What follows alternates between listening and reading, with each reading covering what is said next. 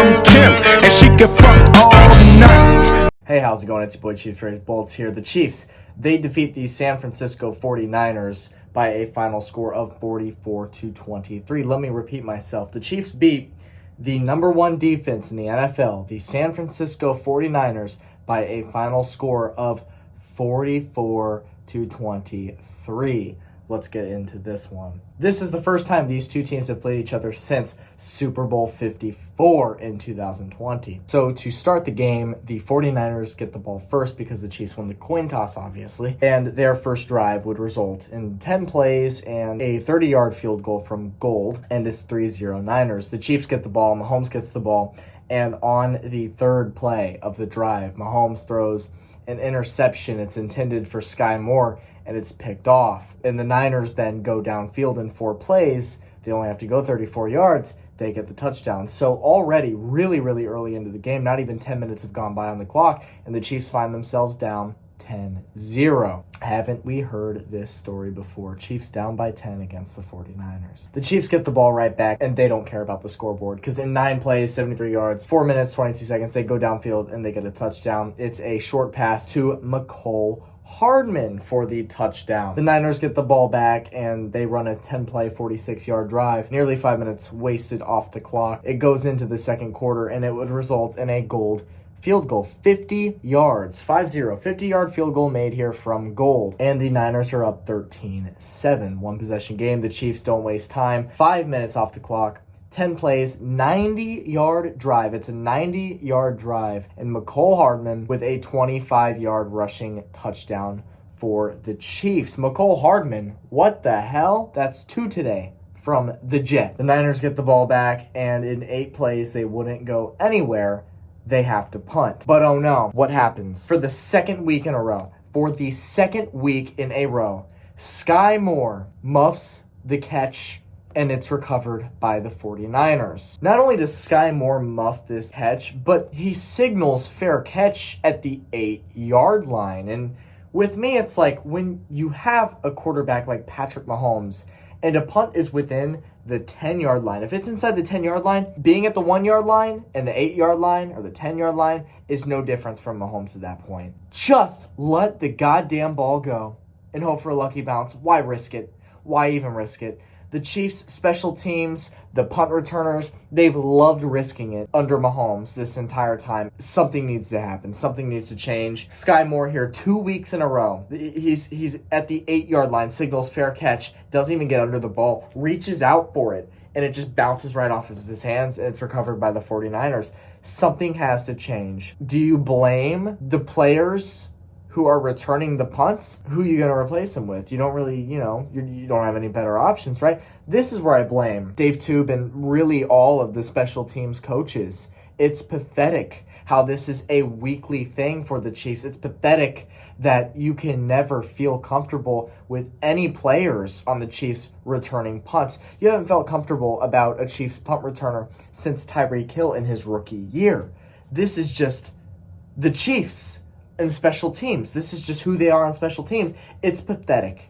It's very pathetic. Sky Moore, he's a rookie. You got to cut him a little bit of slack and got to put blame on the coaches for even putting him back there when he's already proven that he's not ready for the role. It's pathetic. It pissed me off so bad. Sky Moore is going to do something stupid because he's a rookie. He's going to make mistakes. But 2 weeks in a row, frustrating. Reaching out for it, not even getting under it. Why even reach to that point? You're within the 10-yard line, right? It's Patrick Mahomes.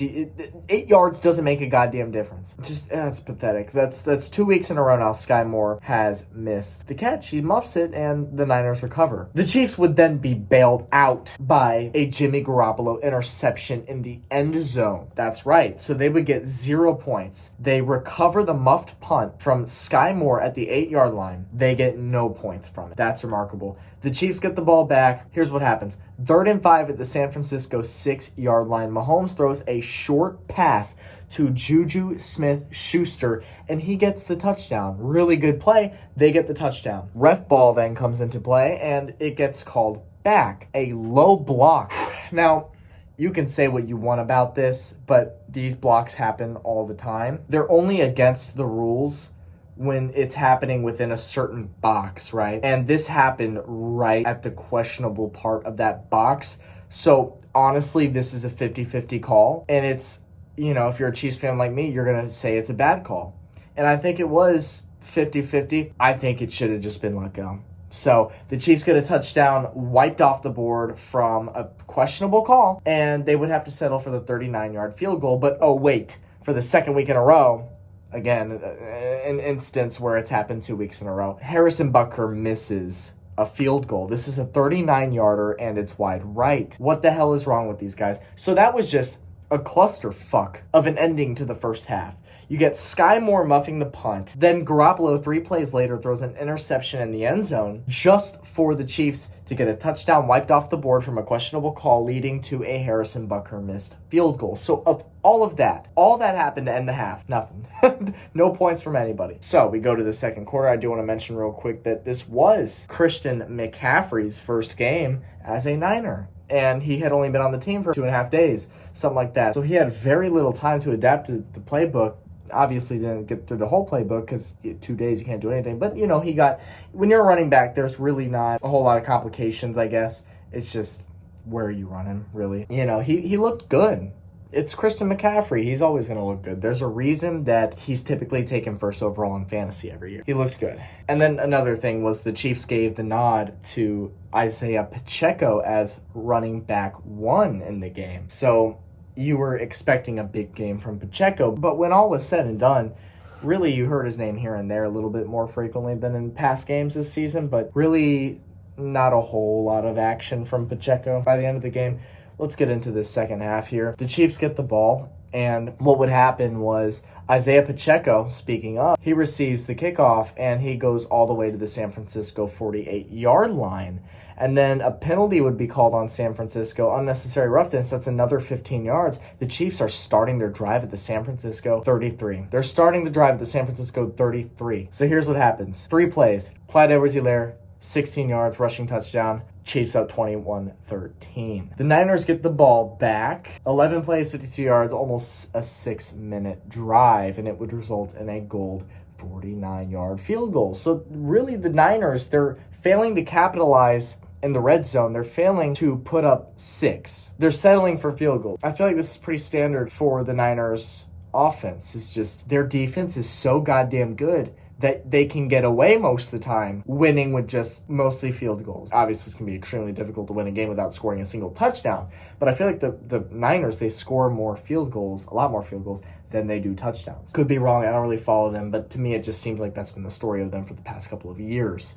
They've just had such a good defense that the offense doesn't really need a whole lot of points for the Niners defense to hold off to win games. The Chiefs get the ball back, 9 plays, 4-minute drive, and it is a Justin Watson touchdown. A bullet pass from Patrick Mahomes, 4 yards, extra point is good. Chiefs up 28-16. So they're up 2 scores before you know it, and they're off to a fire start to the second half of the game. The Niners get the ball back. They waste 4 minutes off the clock, and it would roll into the fourth quarter. They would get a touchdown finally. It's Jimmy Garoppolo to George Kittle for 15 yards on National Tight Ends Day.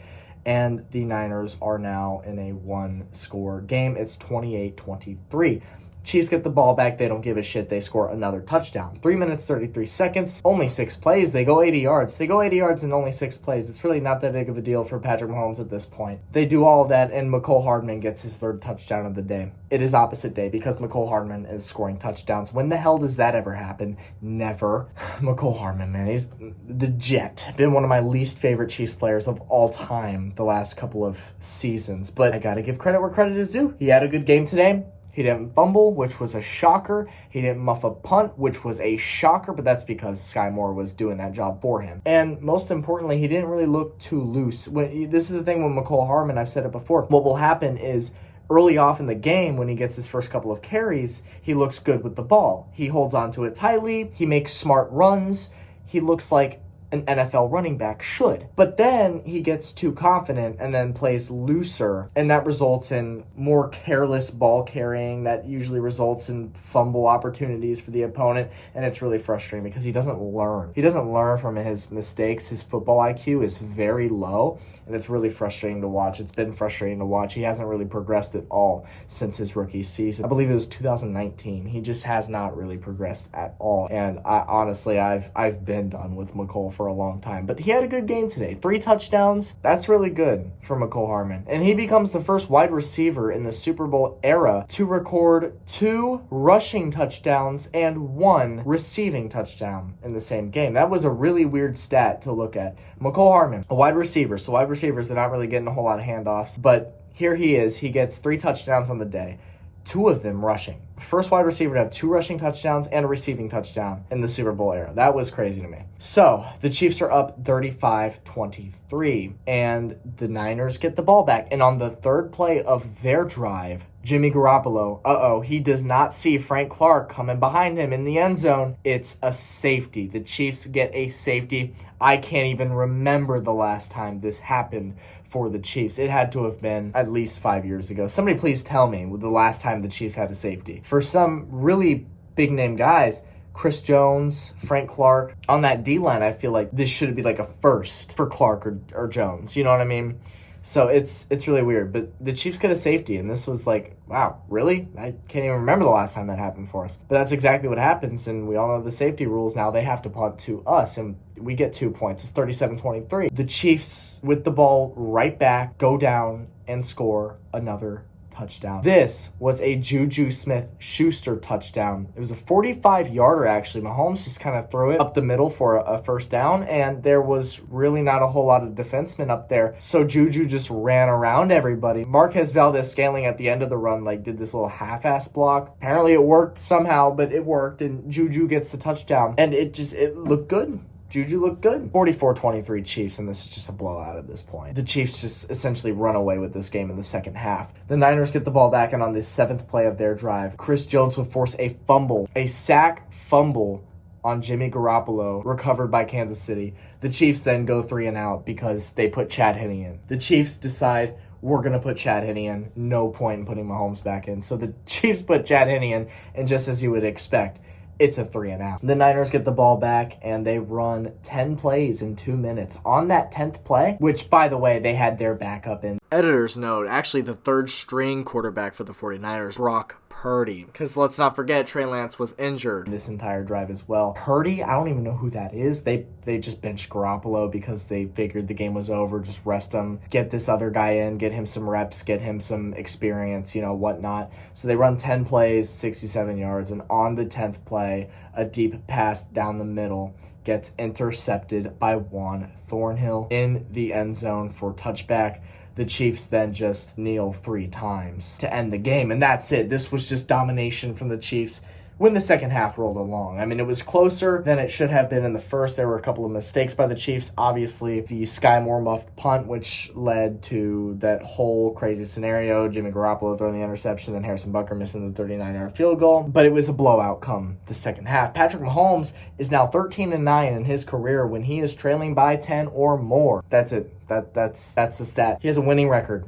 Patrick Mahomes has a winning record in his career when he trails by 10 or more in a game. Every week I see certain stats that try to make Mahomes look like less of what he is. But at this stage in his career, the whole narrative this year was that the Chiefs were going to suck and that Mahomes wouldn't be producing as much because we lost Tyreek Hill. The Chiefs just scored 44 points on the number 1 defense in the National Football League, and you can talk all you want about how there were injuries on the squad. Yeah, of course. They were still the number 1 defense in the NFL. Mahomes put 44 points on. No Tyreek Hill. 3 to Mecole Hardman, 1 to Juju, 1 to Justin Watson. At this stage in Chiefs football, it's time to get rid of the narrative of Chiefs lose Tyreek Hill, blah, blah, blah. It's done. It's over. I don't care. The Chiefs aren't going anywhere. They're clearly still a competent football team. They still have room to improve every week. And this was the first game this season, week 7. 7 weeks into the season. It's the first game where the new receiving core started to gel in a way that it looked like a legitimate football team. Juju Smith-Schuster looked like he belonged with this core. Marquez Valdez-Scantling made some great plays, made some clutch plays. 3rd and long at one point, deep pass, and he came up with it. Mecole Hardman, 3 touchdowns on the day. The Chiefs' receiving looked fantastic in this game. Mahomes was spreading the ball like butter all game long. No Tyreek Hill. The narrative's dead. So we could just cut that out right now. The narrative's dead. The Chiefs are still the Chiefs. And as long as Patrick Mahomes is the quarterback for the Chiefs will always beat the Chiefs. So with that being said, the Chiefs, they do their 2 Super Bowl rematches this season, and they go 2-0 in those rematches. First against the Bucs, second against the Niners. And I will catch you actually in 2 weeks, because it's now the Chiefs bye week in week 8. So I'll catch you in 2 weeks for the next Chiefs game when we play the Tennessee Titans. And I'm a little bit nervous about this, because it seems like every single fucking time, much like the Colts, the Chiefs play the Titans, they somehow lose. Unless it's the playoffs, of course, because that makes sense. I'll catch you in the next video. Peace out.